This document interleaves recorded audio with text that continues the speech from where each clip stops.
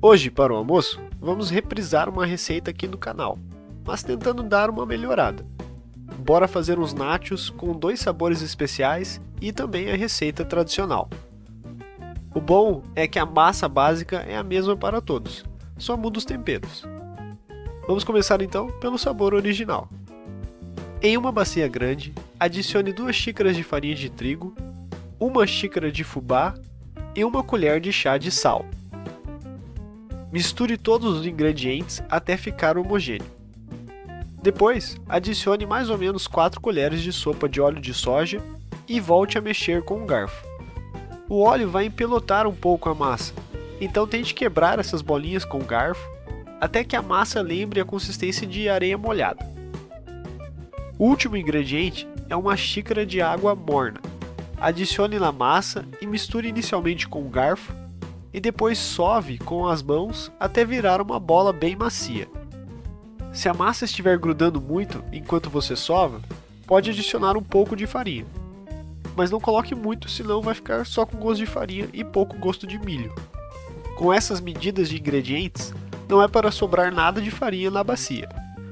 Reserve a massa em um pote fechado enquanto prepara as outras. As medidas são as mesmas: 2 xícaras de farinha de trigo para 1 de fubá e 1 colher de chá de sal. Para a massa de pimenta, vamos adicionar 2 colheres bem cheias de sopa de páprica apimentada. Misture tudo com o garfo antes de adicionar as 4 colheres de sopa de óleo e voltar a mexer. Para as receitas saborizadas, eu coloquei um pouco de corante, mas é opcional. Não precisa pôr, pois não altera em nada o sabor. Para a receita de pimenta, foram 4 gotas de corante vermelho, as quais eu adicionei na água e dissolvi usando um garfo antes de adicionar tudo na massa.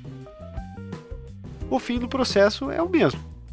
Mistura um pouco com o garfo e depois com as mãos.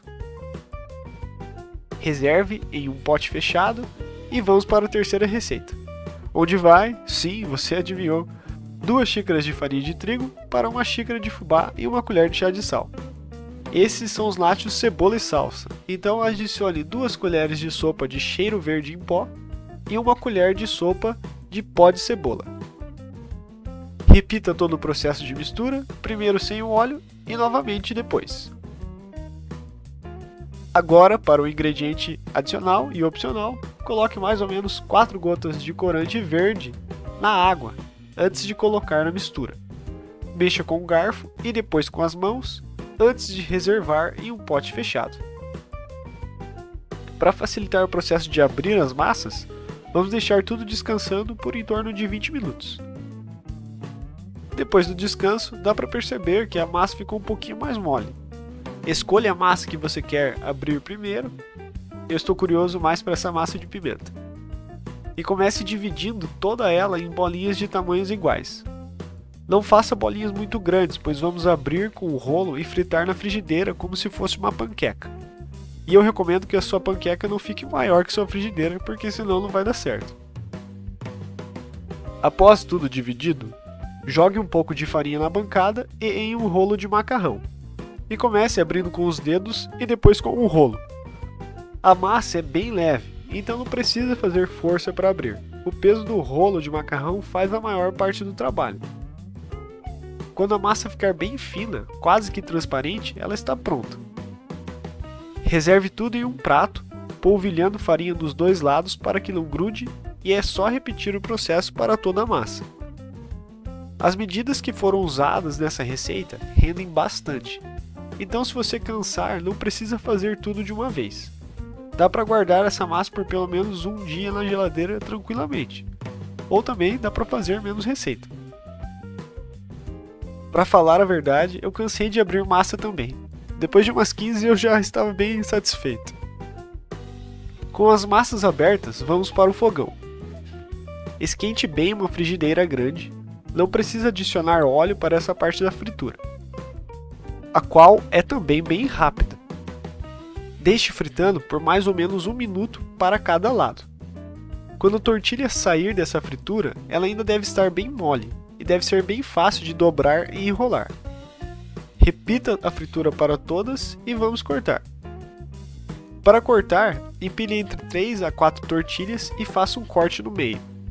Depois, empilhe essas duas metades e divida em 3 partes iguais.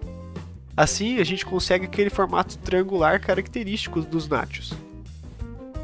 Corte todos e está na hora da segunda fritura. Coloque bastante óleo em uma panela e deixe esquentar bem. Já deixe reservado também um recipiente com toalhas de papel para ir colocando os nachos após a fritura. Quando o óleo estiver bem quente, pode ir adicionando os nachos. Não coloque muito de uma vez, porque é importante ter espaço na panela. Para fritar, não precisa virar.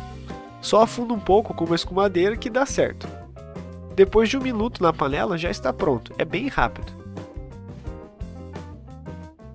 É isso aí, conseguimos! Vamos só separar por cores para ficar mais legal e também ajudar na visualização. Os nachos vermelhos ficaram apimentados de leve.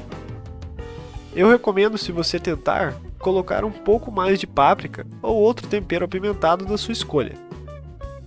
Mas ficou bem gostoso. O de cebola e salsa pode adicionar mais tempero também. Ficou gostoso, mas o tempero ficou bem leve. Eu acho que o fubá puxa a maior parte do sabor, então pode caprichar aí quando você colocar tempero. A consistência ficou ótima para todos, bem crocante e bem leve. Fica bem mais gostoso que os salgadinhos de mercado. Eu não vou falar a marca, mas a gente já sabe qual é.